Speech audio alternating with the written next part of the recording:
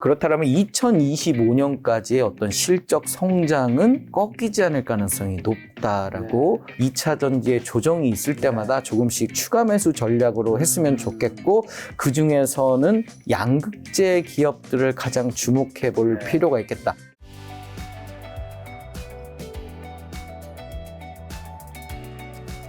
저자님 이번에 추가하신 아들아 주식 공부해야 한다. 이 1권에서 실적 개선 주편, 돈 잘 번 회사에 투자해라가 이제 큰 주제인데, 그러면 이제 여러 섹터 지금 중에서 지금 그러면 이제 저자님께서 보시는 실적 개선주는 어떤 섹터가 있을까요? 아까 뭐 반도체는 좀 얘기를 한번 해주셨고. 그러니까 반도체는 사이클 산업, 그다음에 현대차도 사이클 산업이 비슷해요. 그래서 우리가 네이버까지 봤는데요. 뭐 배터리 아저씨로 촉발된 2차 전지 기업 중에 저는 양극재 기업의 어떤 실적, 우리가 양극재 기업이 왜 올랐는가를 좀 봐야 될 것 같아요. 그래서 양극재 기업의 어떤 실적을 한번 체크해보고 지금까지 이렇게 오를 수밖에 없었다라는 걸 좀 설명을 드리려고 그래요.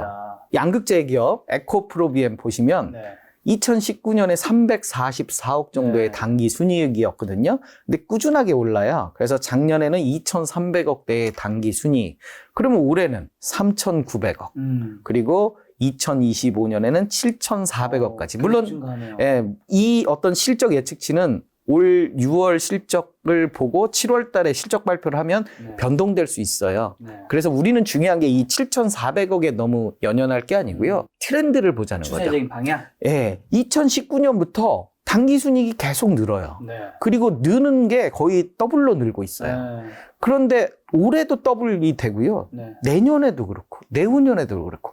그렇다면 2025년까지의 어떤 실적 성장은 꺾이지 않을 가능성이 높다라고 볼 수 있죠. 조건은 동일하잖아요. 아까 현대차는 왜 실적이 이렇게 폭발적으로 느는 것처럼 안 되는데 2차 전지 양극재 기업은 왜 이렇게 폭발적으로 느는 것처럼 보이느냐. 이게 다 증권사들의 어떤 예측치거든요. 그래서 지금 고점 논란이 있지만 중요한 건 실적은 이렇게 증가할 것이다 라는 거죠. 그래서 주가도 이렇게 계속 지속적으로 좀 올랐던 그런 부분들이 있는 거고요. 저 배터리 아저씨한테 약간 좀 소외되는 LNF 같은 경우인데요. 소외받고 있죠. 근데 LNF가 적자를 좀 시연을 몇 년간 했었어요. 이게 설비 투자가 많이 들어가고. 그래서 LNF 같은 경우는 이제 흑자를 작년부터 냈거든요. 그래서 2,600억 정도의 흑자를 냈고 2025년에는 한 7,100억 정도의. 그렇다고 하면 LNF가 에코프로비엠과 그렇게 많은 차이를 나타내지는 않거든요. 물론 이거는 예측치이기 때문에 좀 달라질 수 있지만 이 트렌드는 비슷하게 가고요. 그렇죠. 2022년과 2023년의 성장성이 조금 정체가 되는 부분이 있어요. 이 부분 때문에 LNF가 최근에 좀 소외가 되지 않았나. 그러니까 아까 앞서 봤던 에코프로비엠은 올해도 폭발적으로 좀 성장이 일어나는데 LNF는 작년과 올해 조금 정체가 있다는 거죠. 그래서 이 부분 때문에 주가가 조금 다른 에코프로비엠이나 포스코 퓨처엠보다 조금 소외된 그런 감이 있지 않나 싶은데요. 올해를 넘기면 내년, 내후년은 또 실적 성장세를 높게 보는 이런 측면들이 있기 때문에 결국 이 실적 예측치대로라고 본다면 LNF도 상당히 매력적인 그런 상황이다라고 볼 수 있고요. 포스코 퓨처엠 같은 경우 양극재도 생산하거든요. 원래 음극재 기업인데 2019년부터 양극재를 이제 생산을 해요. 그러면서 그동안 좀 한 4년 정도 음극재 중심으로 이렇게 2019년까지는 음극재 중심으로 했기 때문에 이제 양극재가 들어서면서 이 실적이 2023년부터 이제 큰 폭으로 증가하는 모습을 이제 보여주는 거죠. 그래서 2022년이 1,100억대였는데 올해가 2,700억대, 그리고 2025년이면 7,700억대. 그러니까 결국 시간이 해결해 주는 거예요. 한 2, 3년 정도 기다리면 이 실적 정도의 예상을 한다라고 보면 우리가 지금 당장은 버블 논란이 있겠지만 한 2, 3년 기다리다 보면 이런 어떤 실적 예측치를 보여주는 기업이 많지는 않더라. 지금 나와 있는 그런 업종 중에서. 그러면 우리가 이 실적 트렌드 를 잘 보고 저점 매수 관점에서 좀 접근을 하고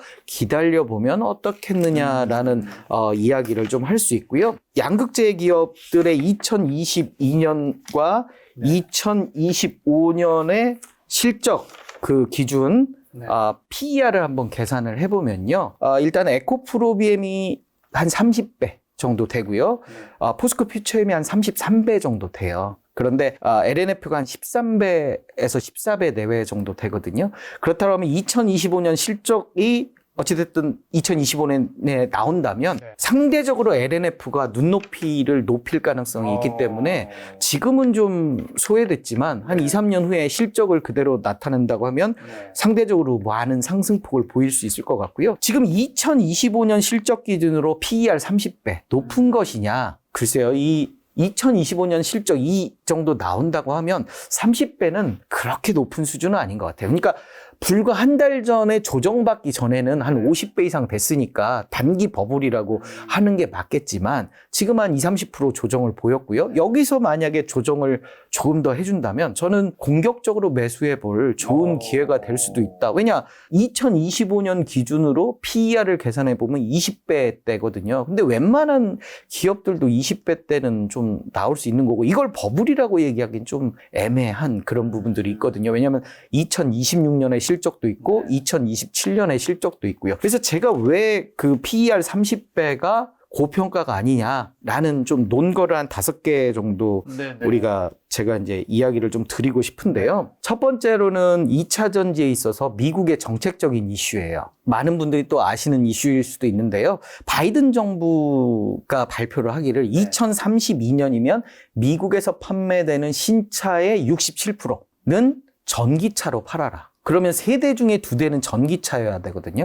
그런데 작년 말 기준으로 미국에서 전기차를 몇 프로 팔았느냐? 6% 팔았어요. 그러니까 100대 중에 6대만 전기차예요. 그런데 이제 앞으로 67대를 팔아야 되거든요. 9년 동안 11배가 늘어야 돼요. 시장 파이가. 그런데 미국에서의 그 현대차하고 기아차의 점유율은 한 3위 정도 되고요. 우리가 테슬라, 1위인 테슬라한테도 많은 부분들을 우리가 지금 수출을 하고 있거든요. 그렇기 때문에 11배 이상 늘어나는 캐파 자체가 결국은 그만큼 어떤 산업의 성장세를 이끌 개연성이 충분히 있다라고 생각을 하고요. 또 글로벌리 2035년에서 40년 사이에 탄소 제로 정책들을 발표를 해요. 그래서 뭐 미국은 2035년, 유럽의 일부 국가는 2030년. 이게 무슨 의미냐면 이제 더 이상 가솔린 차를 환경 때문에 쓰지 않겠다. 뭐 이런 선언적인 말이거든요. 그래서 2035년 늦으면 2040년까지 어찌됐든 가솔린 차를 더 이상 팔지 않겠다라고 하면 시장의 캐퍼는 더 커질 수 있다는 거죠. 그래서 뭐 산업의 포화 상태를 논하기에는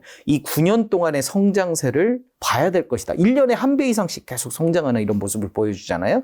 그리고 두 번째로는 전고체 배터리의 개발이 빨라지는 것 같아요. 배터리의 그 양극재와 음극재를 연결해 주는 게 지금 액체로 되어 있잖아요. 이 액체로 되어 있는 걸 고체로 해서 컴팩트한 사이즈로 가면서 열효율을 더 높이는 게 전고체인데 원래 2030년 이후를 예상을 했어요. 그런데 이게 2026년까지 LG 에너지 솔루션은 2026년까지 하겠다. 왜냐? 지금 일본이 계속 가열차게 이거를 빨리 하려고 하거든요. 그러다 보니까 2026년까지는 내놓겠다라고 얘기를 하면 결국에는 이 어떤 액체 부분들은 좀 힘들 것 같고요.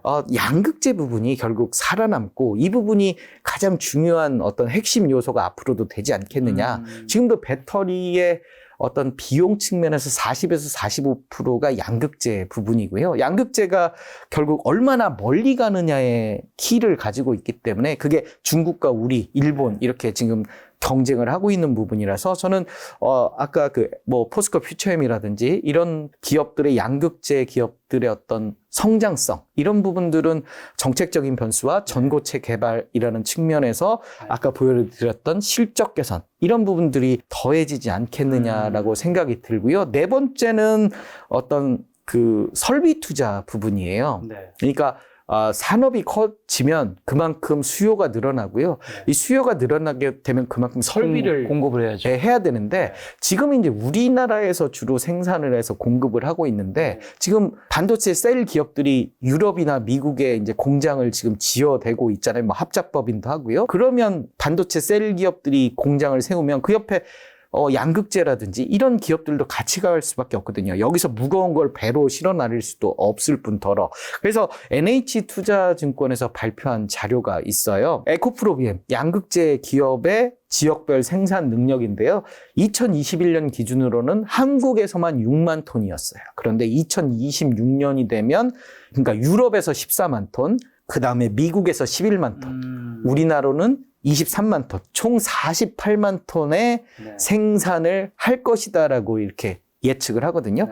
작년 기준으로 우리나라에서 10만 톤이에요. 그러면 4년 후에 5배의 캐파가 늘어나기 때문에 결국 이 캐파 늘어난 만큼 실적 개선을 예측할 수가 있는 거죠. 우리가 여기서 2025년 실적을 봤잖아요. 근데 2025년 캐파가 38만 톤인데 2026년에는 48만 톤 예측을 하기 때문에 결국 2026년에도 실적이 조금 더 증가할 것이다라고 예측을 한다고 보면 뭐 에코프로비움의 2025년 실적 기준 PER 30배가 2026년 실적 예측치가 나오는 순간 더 내려갈 가능성도 있다라고 보는 거죠. 그래서 이번 조정에 조금 더 조정을 세게 받으면 오히려 저는 공격적으로 좀 들어가 볼 수 있는 좋은 기회가 될 수 있겠다. 오히려 이런 조정이 고마운 기회가 될 것이다라는 측면에서 이야기를 하고요. 그다음에 이제 5번째로는 그 금리 인하 기대감이에요. 네. 이건 앞서도 우리가 설명을 했는데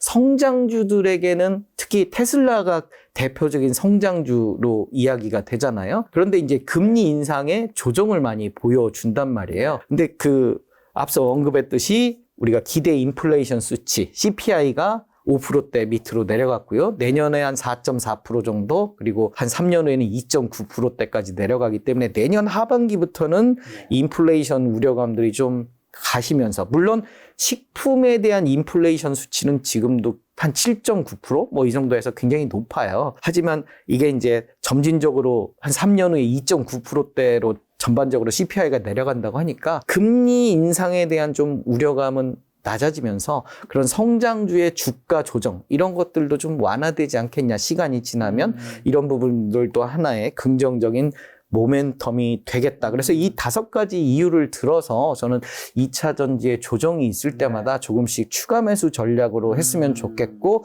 그중에서는 양극재 기업들을 가장 주목해 볼 필요가 있겠다. 2차 전지 기업 모든 기업들이 주가가 급등했을 것 같지만 꼭 그런 것도 아니거든요. 예를 들면 솔브레인이라는 기업, 전에 기업이죠. 또 반도체 관련 공정도 하는데요. 우리가 이제 그 실적 예측치를 보면 2022년 작년도에 1,600억대에서 올해는 오히려 꺾여요. 1,500억대. 네. 그리고 2025년도 2,200억대. 그러면 양극재 기업의 예측치보다는 이 성장 속도가 좀 더디잖아요. 2차 전지의 전해액을 만드는 그런 주요 기업인데 이런 어떤 실적 예측치 때문에 올 상반기에 주가 급등, 2차 전지의 그 수혜를 입지 못하는, 결국 실적이 얼만큼 뒷받침되느냐에 따라서 같은 2차 전지라도 어떤 기업들은 주가가 급등을 하고 어떤 기업들은 주가가 좀 조정을 보이는 그런 원인이 결국 실적의 어떤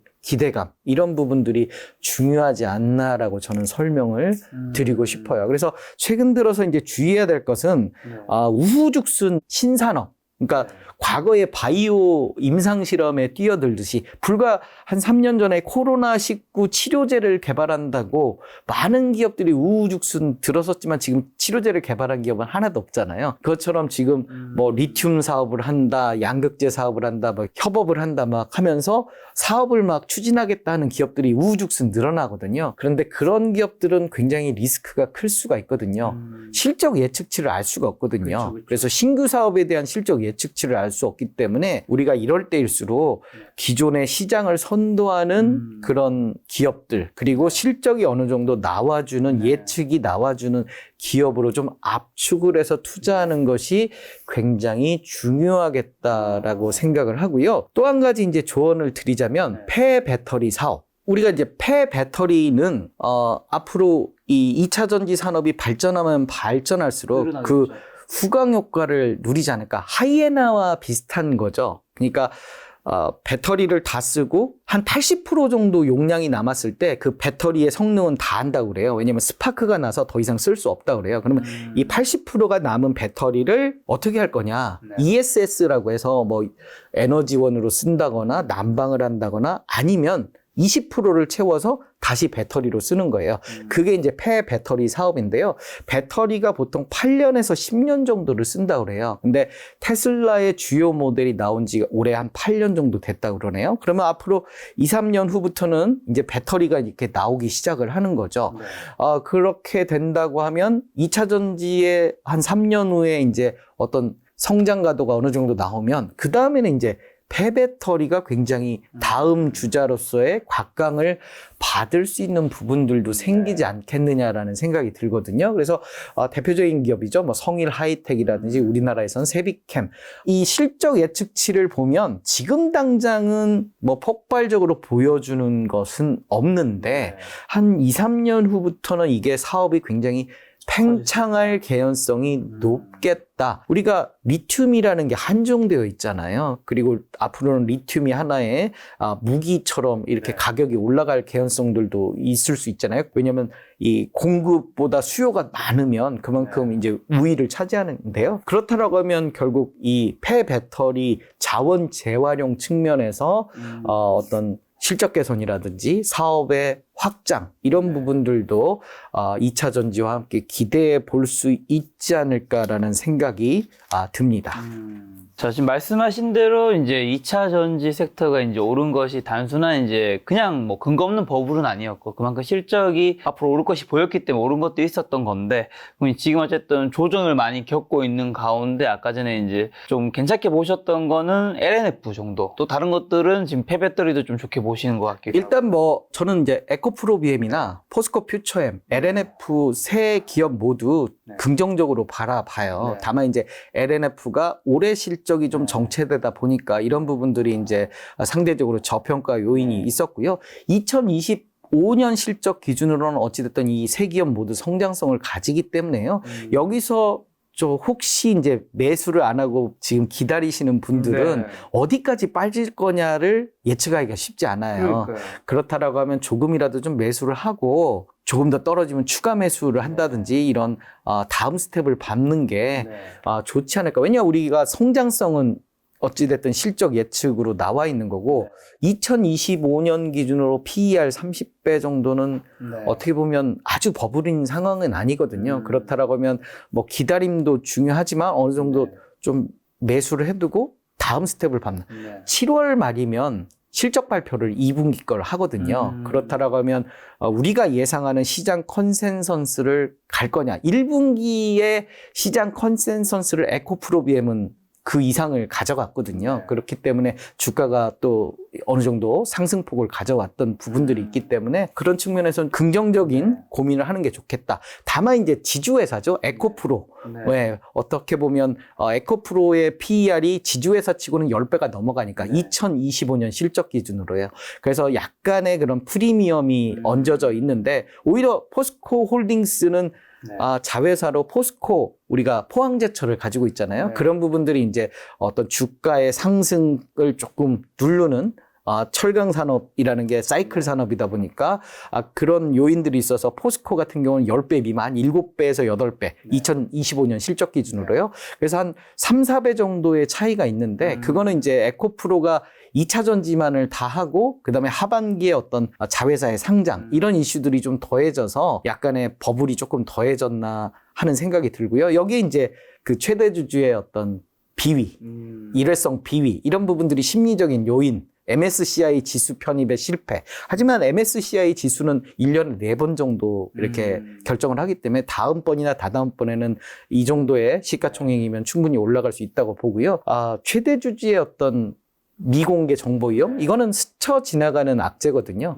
그래서 실적과 무관하기 때문에 그건 심리적인 요인으로 단기 어떤 조정 요인이어서 저는 에코프로비엠의 실적이 앞으로 꾸준하게 나온다고 하면 그에 비례해서 에코프로의 이 정도의 버블은 유지한 채 조금의 어떤 상승폭을 같은 흐름으로 좀 보여주지 않을까라고 생각을 합니다. 자, 그럼 이제 2차 전지에 이제 셀 네. 이제 대형주들 네. LG에너지솔루션, 삼성 SDI는 좀 어떻게 보시나요? 일단 그 양극재 기업이랑 네. 똑같이 같은 관점에서 실적 예측치를 한번 보자면은요. 네. 삼성 SDI인데요. 주로 원통형을 많이 만들고 있는데 작년도에 1조 9천억 정도의 실적 개선. 그런데 올해 한 2조. 그러니까 작년과 올해는 엇비슷한 좀 실적의 정체를 좀 보이고요. 그 다음에 이제 2024년도에 2조 5천억, 그 다음에 3조 1천억. 네. 물론 증가 추세를 보이지만 아까 양극재의 증가 추세보다는 조금 약한 게 지금 흐름에서는 보이잖아요. 네. 그만큼 이제 주가가 어떤 강력한 상승을 하기에는 조금 더딘 그런 이 실적을 보여주는 부분이죠. 물론 앞으로 갈수록 실적은 더 좋아지니까 주가가 좀 우측으로 갈 수 있다라는 그런 예측은 하지만 네. 양극재와 비교해서는 조금 더딘 이런 모습을 보여준다는 거죠. LG 에너지 솔루션도 보면 삼성 SDI보다는 실적 성장세가 뚜렷해 보여요. 네. 아무래도 설비 투자도 많이 하고요. 그래서 2022년 기준에 7,600억 대의 당기 순이익인데 올해는 2조 1천억, 한 3배 정도 늘어나네요. 그리고 내년에는 3조 3천억, 그리고 2025년에는 5조 1천억. 그래서 삼성 SDI보다는 어찌됐든 이 어떤 당기순이익 성장세는 훨씬 더 커 보이기 때문에 앞으로 주가 상승폭은 LG 에너지 솔루션이 배터리 셀 부분에서의 어떤 대장 역할을 할 수 있는 이 실적의 어떤 성장성만 봐서는 네. 조금 더 높아 보이고 있습니다. 그래서 양극재만큼은 아니지만 네. 그래도 배터리 셀 측면에서는 LG 에너지 솔루션이 삼성 SDI보다는 조금 지금 한 2025년까지는 강한 면모를 보여주고 있네요.